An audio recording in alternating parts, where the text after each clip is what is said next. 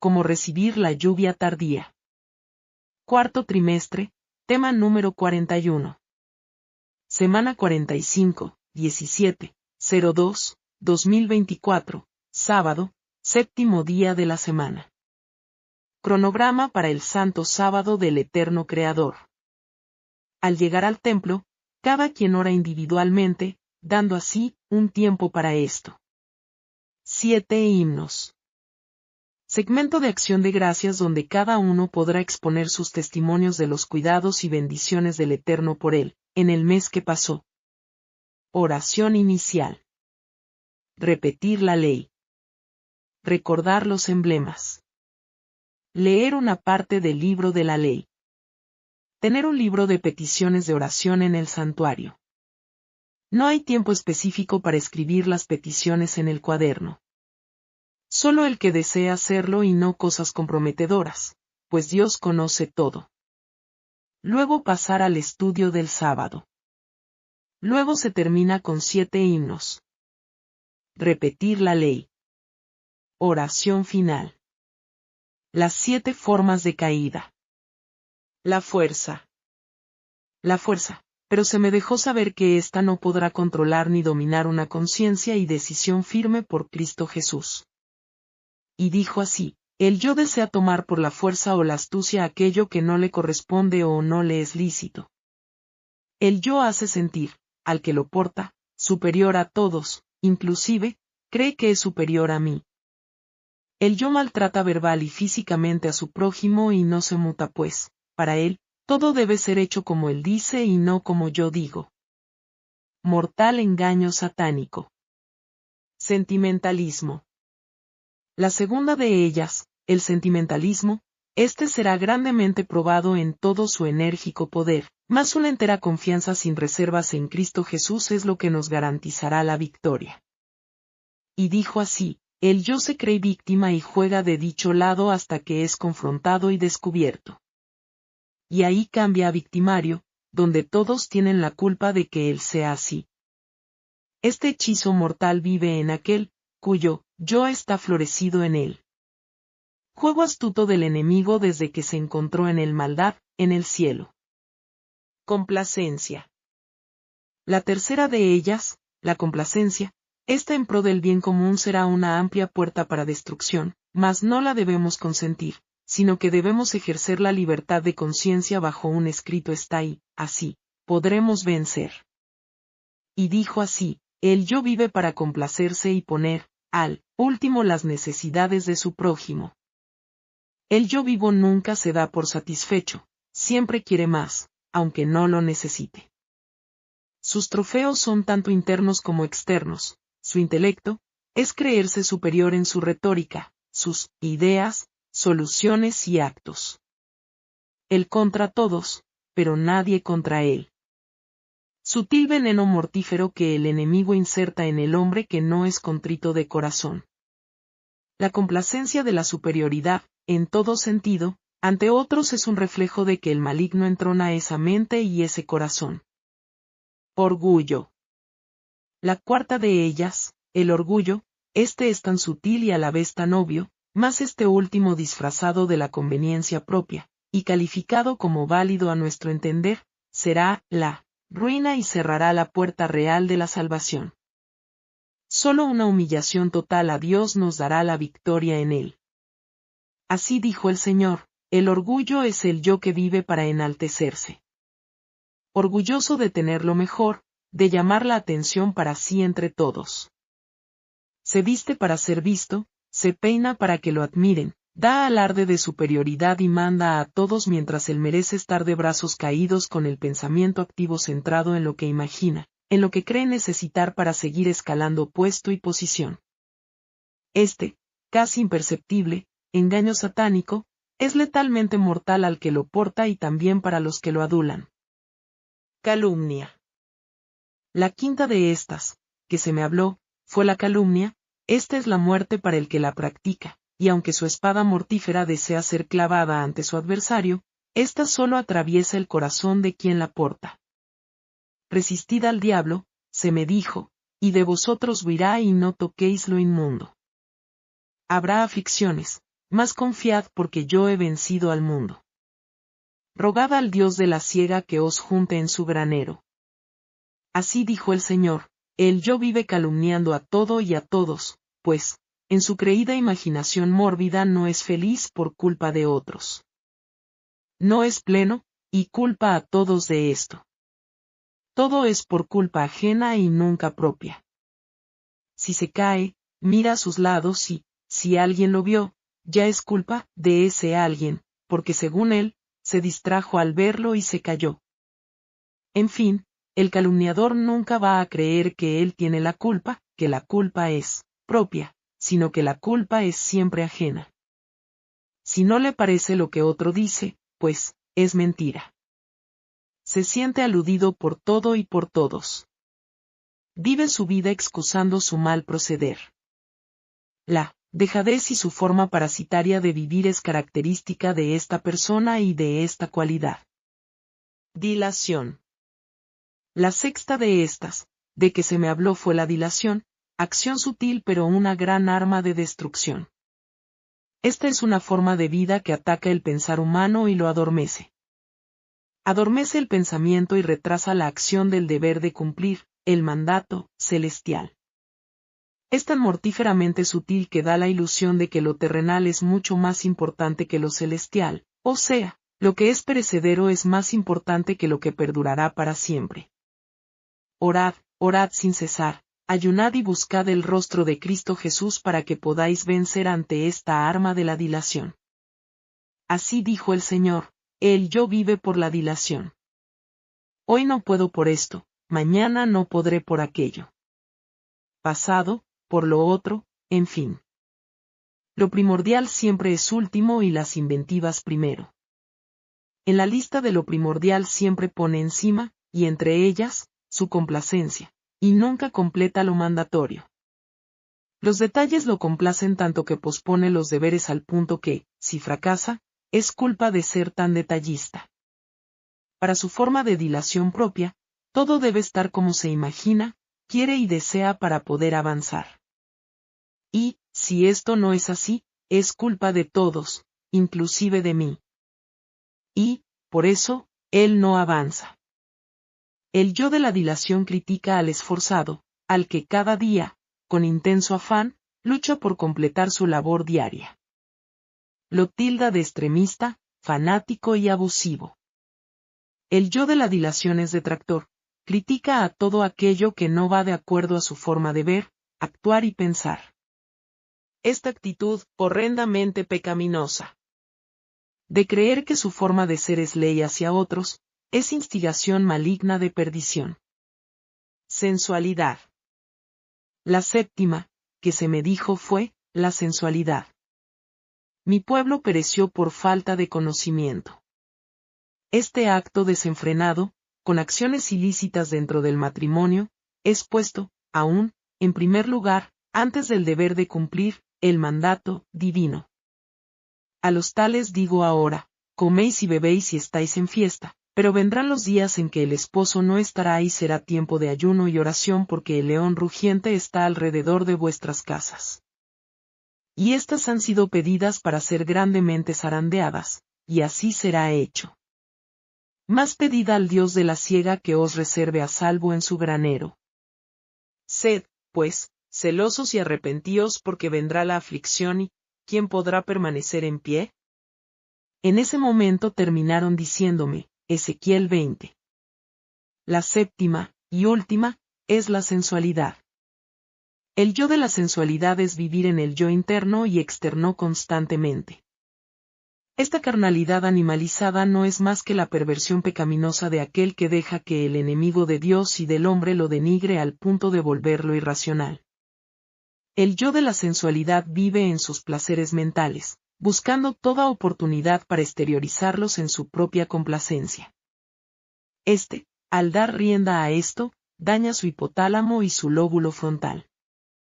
Su cerebelo vive adormecido, como cuando la marihuana invade el torrente sanguíneo o cuando la metadona es ingerida, introducida, al cuerpo. Tal como, el que vive peleando es adicto a la adrenalina en su sangre, El sensual es adicto a la testosterona por su descuido en la intemperancia en el dormir, comer y en todo tipo de intemperancia. El yo de la sensualidad ha llevado al ser humano a comportarse peor que los animales, pues, estos no tienen razonamiento, y el ser humano sí. Un animal se aparea con el sexo opuesto para procreación, en el tiempo señalado para esto, pero el ser humano que vive para el yo, en la sensualidad, se aparea con su mismo sexo por depravación, ya que esto viola el curso natural de la procreación. Y otros, aunque con el sexo opuesto, o sea, hombre y mujer, practican actos animalizados para sentirse bien. También están en desagrado ante mí. Estos, los que practican estas perversiones, no heredarán la vida eterna. Por esta razón, el enemigo de las almas los animaliza, para que así, en este estado de éxtasis carnal, ninguna espiritualidad pueda prevalecer y, así, crear en éste la muerte eterna. Las 10 formas de anatemas. Testimonio, 14-09-2020 Part 2. El Señor me dio, como un resumen de anatemas. Lo resumió en 10 formas. El yo. La suficiencia propia. El amor a los hijos más que a él. La codependencia absoluta y total de esposo o esposa, en vez de esto ser solamente para él. Apego a lo material, a las posesiones. Apego monetario. Deseos pecaminosos encubiertos, sutiles y abiertos. Mis ideas propias. Los desórdenes sensuales mórbidos acariciados. Las excusas sutiles, para excusar desobedecer a Dios. Texto bíblico. Hechos 6, 1-4. Y en aquellos días, multiplicándose el número de los discípulos, hubo murmuración de los griegos contra los hebreos, de que sus viudas eran desatendidas en el ministerio cotidiano. Entonces los 12 convocaron a la multitud de los discípulos, y dijeron, no es justo que nosotros dejemos la palabra de Dios, para servir a las mesas. Buscad, pues, hermanos, de entre vosotros a 7 varones de buen testimonio, llenos del Espíritu Santo y de sabiduría, a quienes pongamos sobre este trabajo. Y nosotros persistiremos en la oración, y en el ministerio de la palabra. Ellen Goldwhite. Organización Evangélica. En aquellos días, como creciera el número de los discípulos, hubo murmuración de los griegos contra los hebreos, de que las viudas de aquellos eran desatendidas en la distribución diaria. Estos griegos procedían de otros países, donde se hablaba el griego. La mayor parte de los conversos eran judíos que hablaban hebreo, pero estos vivían en el Imperio Romano y solo hablaban griego.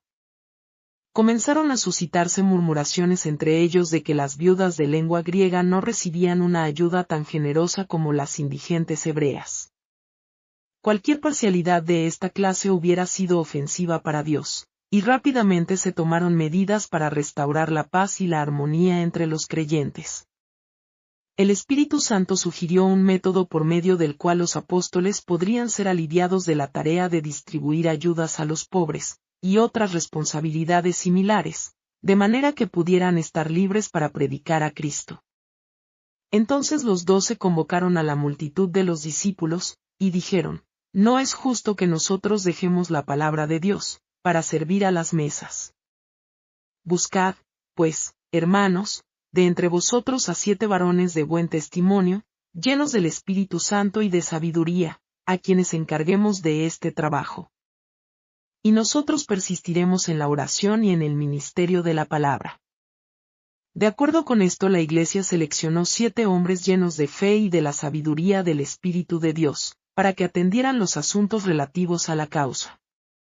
Se eligió primero a Esteban, era judío de nacimiento y religión, pero hablaba griego y estaba bien versado en las costumbres y las maneras de los griegos. Se consideró que era la persona más apropiada para estar al frente de la tarea de supervisar y distribuir los fondos destinados a las viudas, los huérfanos y los pobres. Esta selección satisfizo a todos, de modo que se calmaron la insatisfacción y las murmuraciones. Los 7 elegidos fueron solemnemente separados para el cumplimiento de sus deberes mediante la oración y la imposición de manos. Los que fueron así ordenados no quedaron excluidos por ello de la enseñanza de la fe. Por el contrario, se nos dice que Esteban, lleno de gracia y de poder, hacía grandes prodigios y señales entre el pueblo.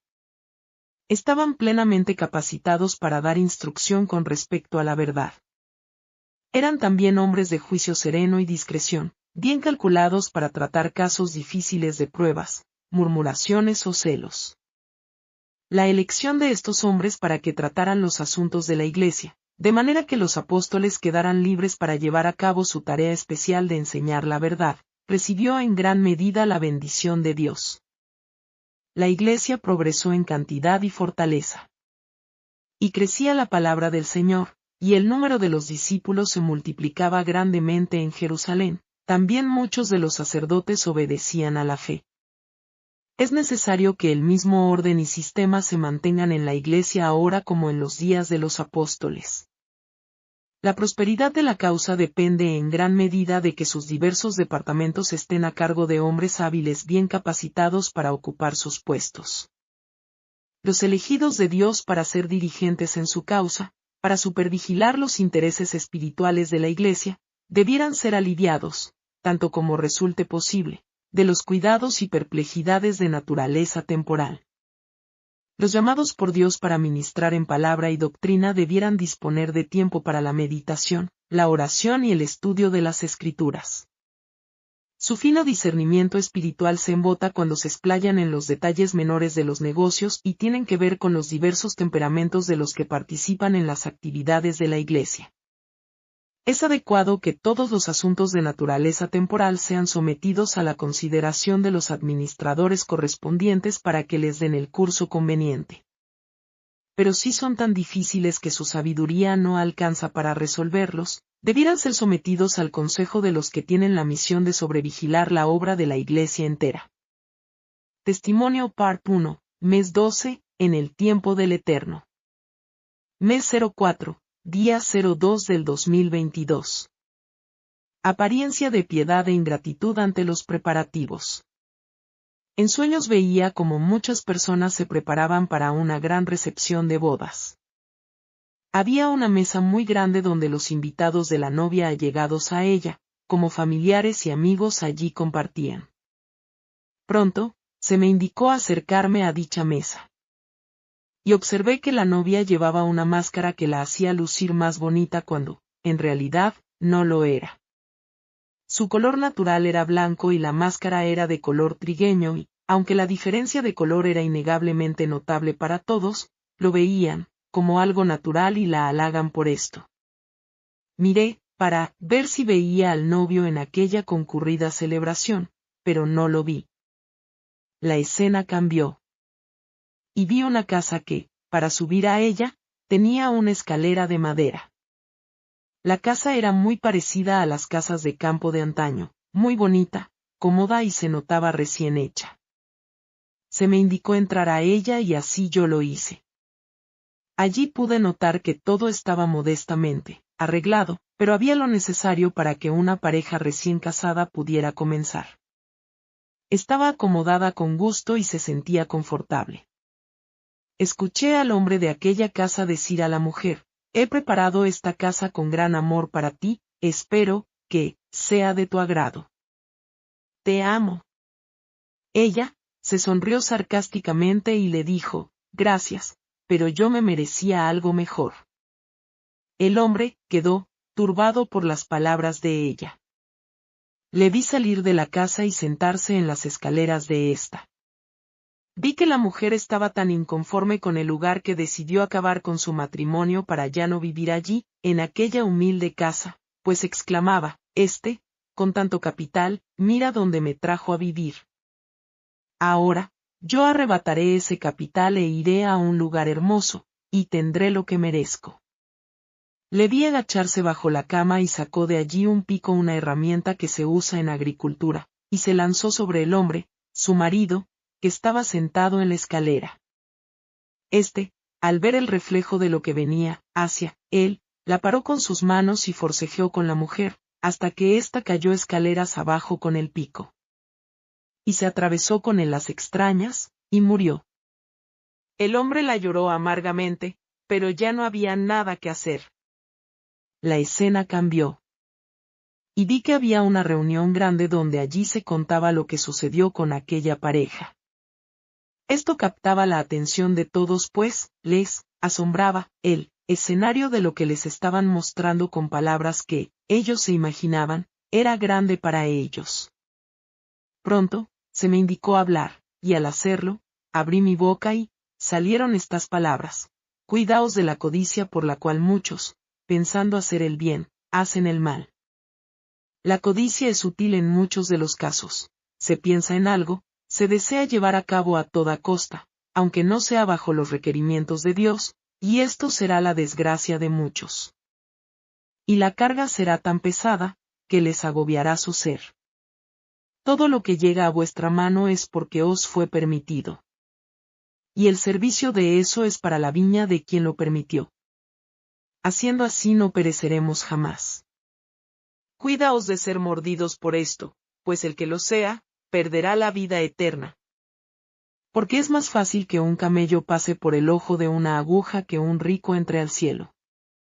Porque hay camino que al hombre parece derecho, pero su fin es camino de muerte. ¿Acaso, a dónde vas, llevarás tus tesoros? Haced tesoros en los cielos, donde el orín y la polilla no corrompen y donde será grande vuestro galardón. Estad apercibidos y no dejéis que mi causa pase oprobio por los deleites de vuestro propio corazón. Cuidad del huérfano, de las viudas, de los afligidos, aquellos que claman a mí por techo, abrigo y sustento y éste escapa de sus manos. Buscad las operaciones del Eterno, ante los talentos y dones conferidos, y hallaréis paz para vuestras almas. Mas si así hicieres, pero, no con corazón contrito y humillado ante el Eterno, será como címbalo que retiñe y toda obra será muerta. Por tanto, buscad al Eterno mientras pueda ser hallado y recibiréis si lo pedís, con sabiduría de equidad. Porque pedís, pero pedís mal, por eso no recibís. Pedid en Cristo Jesús todo aquello que aprovecha según sus requerimientos, y lo recibiréis. La carne apela a lo carnal, y el espíritu a las cosas del espíritu. Escogeos hoy a quien servir, pues sin mí, nada podéis hacer. Solo yo saco del barro vasijas servibles que no se quebrarán jamás, y, solo yo saco, de la piedra bruta las joyas, que limpio con gran esmero, a través de, las vicisitudes de la vida, separando lo servible de lo inservible. Vivid vidas abnegadas y el Eterno estará con vosotros hasta el fin del mundo. Al terminar de decir estas palabras, que fueron puestas en mi boca, muchos se alejaron, mas unos pocos quedaron y pusieron en su corazón serlos en un mundo de oscuridad. Así, estos, lo propusieron en ese momento. Mientras esto estaba surgiendo ante mí, ahí desperté. Yo meditaba en esto y mi ser exclamaba: bendito el Eterno por su sabiduría. Pues, sin ella, somos incapaces de hacer algo para su obra y su reino. Yo alabo al Eterno por dejarnos saber su voluntad en esta hora. Oro para que los entendidos puedan entender. Bendiciones del Eterno para todos, amados hermanos. Quiero añadir que este es el mensaje de fin de año en el calendario del Eterno. Hacemos muy bien cada uno de nosotros en prestarle suma atención a las palabras del Señor. Bendiciones para todos. Libro. Historia de los patriarcas y profetas. Capítulo 35. La rebelión de Coré. Este capítulo está basado en Números 15 y 16. Segunda parte. Coré se había retirado de la asamblea, para unirse a Datán y a Abiram, cuando Moisés, acompañado por los 70 ancianos, bajó para dar la última advertencia a los hombres que se habían negado a comparecer ante él. Como multitudes lo seguían, antes de pronunciar su mensaje, Moisés ordenó al pueblo por instrucción divina: apartaos de las tiendas de estos hombres impíos, y no toquéis ninguna cosa suya, porque no perezcáis por todos sus pecados. La advertencia fue obedecida, porque se apoderó de todos la aprensión de que iba a caer un castigo. Los rebeldes principales se vieron abandonados por aquellos a quienes habían engañado, pero su osadía no disminuyó. Se quedaron de pie con sus familias a las puertas de sus tiendas, en abierto desafío a la advertencia divina. Entonces Moisés declaró, en el nombre del Dios de Israel, a oídos de la congregación: en esto conoceréis que Jehová me ha enviado para que hiciera todas estas cosas, y que no las hice de mi propia voluntad. Si como mueren todos los hombres mueren estos, o si al ser visitados ellos corren la suerte de todos los hombres, Jehová no me envió. Pero si Jehová hace algo nuevo, si la tierra abre su boca y se los traga con todas sus cosas, y descienden vivos al Seol, entonces conoceréis que estos hombres irritaron a Jehová. De pie, llenos de terror y expectación, en espera del acontecimiento, todos los israelitas fijaron los ojos en Moisés. Cuando terminó de hablar, la tierra sólida se partió, y los rebeldes cayeron vivos al abismo, con todo lo que les pertenecía, y desaparecieron de en medio de la congregación. El pueblo huyó, sintiéndose condenado como copartícipe del pecado. Pero el castigo no terminó en eso. Un fuego que fulguró de la nube alcanzó a los 250 príncipes que habían ofrecido incienso, y los consumió. Estos hombres, que no habían sido los primeros en rebelarse, no fueron destruidos con los conspiradores principales. Se les dio oportunidad de ver el fin de ellos, y de arrepentirse, pero sus afectos estaban con los rebeldes y compartieron su suerte. Mientras Moisés suplicaba a Israel que huyera de la destrucción inminente, todavía podría haberse evitado el castigo divino, si Coré y sus asociados se hubieran arrepentido y hubiesen pedido perdón. Pero su terca persistencia selló su perdición. La congregación entera compartía su culpa, pues todos, cual más, cual menos, habían simpatizado con ellos. Sin embargo, en su gran misericordia Dios distinguió entre los jefes rebeldes y aquellos a quienes habían inducido a la rebelión. Al pueblo que se había dejado engañar se le dio tiempo para que se arrepintiera. Tuvo una evidencia abrumadora de que los rebeldes erraban y de que Moisés estaba en lo correcto. La poderosa manifestación del poder de Dios había eliminado toda incertidumbre. Jesús, el ángel que iba delante de los hebreos, trató de salvarlos de la destrucción. Se prolongó el plazo para obtener perdón. El juicio de Dios había venido muy cerca, y los exhortó a arrepentirse. Una intervención especial e irresistible del cielo había detenido la rebelión de ellos. Si querían responder a la intervención de la providencia de Dios, podían salvarse. Pero aunque huyeron de los juicios, por temor a la destrucción, su rebelión no fue curada. Regresaron a sus tiendas aquella noche, horrorizados, pero no arrepentidos. Tanto los había lisonjeado Coré y sus asociados, que se creyeron realmente muy buenos, y que habían sido perjudicados y maltratados por Moisés. Si llegaban a admitir que Coré y sus compañeros estaban equivocados y que Moisés estaba en lo justo, entonces se verían obligados a recibir como palabra de Dios la sentencia de que debían morir en el desierto. No querían someterse a esto, y procuraron creer que Moisés los había engañado. Habían acariciado la esperanza de que se estaba por establecer un nuevo orden de cosas, en el cual la alabanza reemplazaría a la reprensión, y el ocio y el bienestar a la ansiedad y la lucha. Los hombres que acababan de perecer habían pronunciado palabras de adulación, y habían profesado gran interés y amor por ellos, de modo que el pueblo concluyó que Coré y sus compañeros debieron ser buenos hombres, cuya destrucción Moisés había ocasionado por algún u otro medio. Es casi imposible a los hombres infligir a Dios mayor insulto que el menospreciar y rechazar los instrumentos que Él quiere emplear para salvarlos. No solo habían hecho esto los israelitas, sino que hasta se habían propuesto asesinar a Moisés y a Aarón. No obstante, no se percataban de la necesidad que tenían de pedir perdón a Dios por su grave pecado. No dedicaron aquella noche de gracia al arrepentimiento y la confesión, sino a idear alguna manera de resistir a las pruebas de que eran los mayores de los pecadores. Seguían albergando odio contra los hombres designados por Dios, y se preparaban para resistir la autoridad de ellos. Satanás estaba allí para pervertir su juicio, y llevarlos con los ojos vendados a la destrucción. Todo Israel había huido alarmado cuando oyó el clamor de los pecadores condenados que descendían al abismo, y dijo, no nos trague también la tierra. Pero al día siguiente toda la congregación de los hijos de Israel murmuró contra Moisés y Aarón, diciendo, vosotros habéis dado muerte al pueblo de Jehová. Y estaba a punto de hacer violencia a sus fieles y abnegados jefes. Se vio una manifestación de la gloria divina en la nube sobre el tabernáculo y salió de la nube una voz que habló a Moisés y a Aarón, diciendo, apartaos de en medio de esta congregación, y los consumiré en un momento. No había culpabilidad de pecado en Moisés.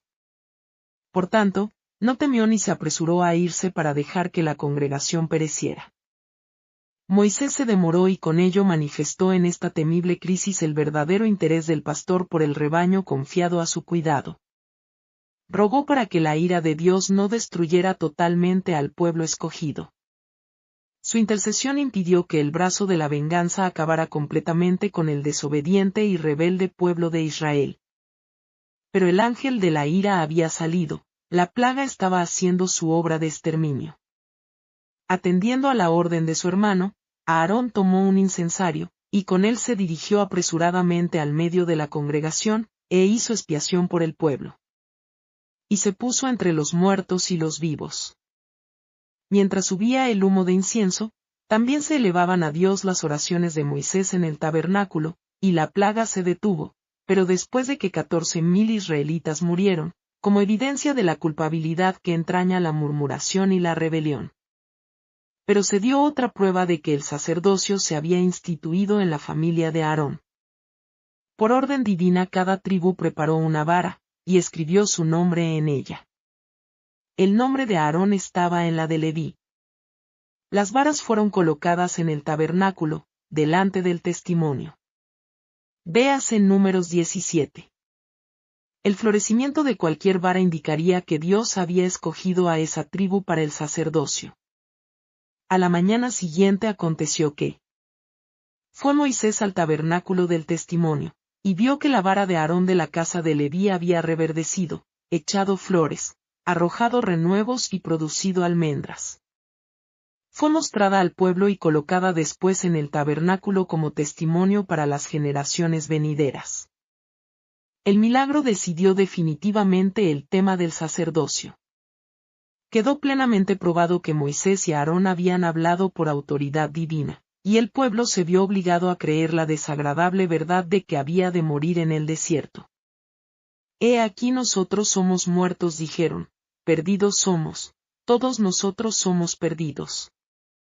Confesaron que habían pecado al rebelarse contra sus jefes, y que Coré y sus asociados habían recibido un castigo justo de Dios. En la rebelión de Coré se ve en pequeña escala el desarrollo del espíritu que llevó a Satanás a rebelarse en el cielo. El orgullo y la ambición indujeron a Lucifer a quejarse contra el gobierno de Dios, y a procurar derrocar el orden que había sido establecido en el cielo. Desde su caída se ha propuesto inculcar el mismo espíritu de envidia y descontento, la misma ambición de cargos y honores en las mentes humanas. Así obró en el ánimo de Coré, Datán y Abiram, para hacerles desear ser enaltecidos, y para incitar en ellos envidia, desconfianza y rebelión. Satanás los hizo rechazar a Dios como su jefe, al inducirlos a desechar a los hombres escogidos por el Señor. No obstante, mientras que, murmurando contra Moisés y Aarón, blasfemaban contra Dios, se hallaban tan seducidos que se creían justos, y consideraban a los que habían reprendido fielmente su pecado como inspirados por Satanás. ¿No subsisten aún los mismos males que ocasionaron la ruina de Coré? Abundan el orgullo y la ambición y cuando se abrigan estas tendencias, abren la puerta a la envidia y la lucha por la supremacía. El alma se aparta de Dios, e inconscientemente es arrastrada a las filas de Satanás. Como Coré y sus compañeros, hoy muchos son, aun entre quienes profesan ser seguidores de Cristo, los que piensan, hacen planes y trabajan tan anhelosamente por su propia exaltación, que para ganar la simpatía y el apoyo del pueblo, están dispuestos a tergiversar la verdad, a calumniar y hablar mal de los siervos del Señor, aún a atribuirles los motivos bajos y ambiciosos que animan su propio corazón. A fuerza de reiterar la mentira, y eso contra toda evidencia, llegan finalmente a creer que es la verdad. Mientras procuran destruir la confianza del pueblo en los hombres designados por Dios, creen estar realmente ocupados en una buena obra y prestando servicio a Dios. Los hebreos no querían someterse a la dirección y a las restricciones del Señor. Estas los dejaban inquietos, y no querían recibir reprensiones. Tal era el secreto de las murmuraciones de ellos contra Moisés. Si se les hubiera dejado hacer su voluntad, habría habido menos quejas contra su jefe. A través de toda la historia de la Iglesia, los siervos de Dios han tenido que arrostrar el mismo espíritu. Al ceder al pecado, los hombres dan a Satanás acceso a sus mentes, y avanzan de una etapa de la maldad a otra. Al rechazar la luz, la mente se oscurece y el corazón se endurece de tal manera que les resulta más fácil dar el siguiente paso en el pecado y rechazar una luz aún más clara, hasta que por fin sus hábitos de hacer el mal se hacen permanentes. El pecado pierde para ellos su carácter inicuo. El que predica fielmente la palabra de Dios y así condena a los pecados de ellos, es con demasiada frecuencia el objeto directo de su odio. Como no quieren soportar el dolor y el sacrificio necesarios para reformarse, se vuelven contra los siervos del Señor, y denuncian sus reprensiones como intempestivas y severas. Como Coré, declaran que el pueblo no tiene culpa, quien lo reprende es causa de toda la dificultad. Y aplacando su conciencia con este engaño, los celosos y desconformes se combinan para sembrar la discordia en la Iglesia y debilitar las manos de los que quieren engrandecerla. Todo progreso alcanzado por aquellos a quienes Dios llamó a dirigir su obra, despertó sospechas. Cada una de sus acciones fue falseada por críticos celosos. Así ocurrió en tiempo de Lutero, Wesley y otros reformadores, y así sucede hoy. Coré no hubiera tomado el camino que siguió si hubiera sabido que todas las instrucciones y reprensiones comunicadas a Israel venían de Dios. Pero podría haberlo sabido. Dios había dado evidencias abrumadoras de que dirigía a Israel. Pero Coré y sus compañeros rechazaron la luz hasta quedar tan ciegos que las manifestaciones más maravillosas de su poder no bastaban ya para convencerlos. Las atribuían todas a instrumentos humanos o satánicos. Lo mismo hicieron los que, al día siguiente después de la destrucción de Coré y sus asociados, fueron a Moisés y a Aarón y les dijeron: «Vosotros habéis dado muerte al pueblo de Jehová». A pesar de que en la destrucción de los hombres que los sedujeron, habían recibido las indicaciones más convincentes de cuánto desagradaba a Dios el camino que llevaban, se atrevieron a atribuir sus juicios a Satanás, declarando que por el poder de Moisés y Aarón habían hecho morir hombres buenos y santos. Este acto selló su perdición. Habían cometido el pecado contra el Espíritu Santo, pecado que endurece definitivamente el corazón del hombre contra la influencia de la gracia divina. Cualquiera que diga alguna palabra contra el Hijo del Hombre, será perdonado, pero el que hable contra el Espíritu Santo, no será perdonado, ni en este siglo ni en el venidero. Mateo 12, 32, dijo nuestro Salvador cuando las obras de gracia que había realizado en virtud del poder de Dios fueron atribuidas por los judíos a Belcebú. Por medio del Espíritu Santo es como Dios se comunica con el hombre, y los que rechazan deliberadamente este instrumento, considerándolo satánico, han cortado el medio de comunicación entre el alma y el cielo. Por la manifestación de su Espíritu, Dios trabaja para reprender y convencer al pecador, y si se rechaza finalmente la obra del Espíritu, nada queda ya que Dios pueda hacer por el alma.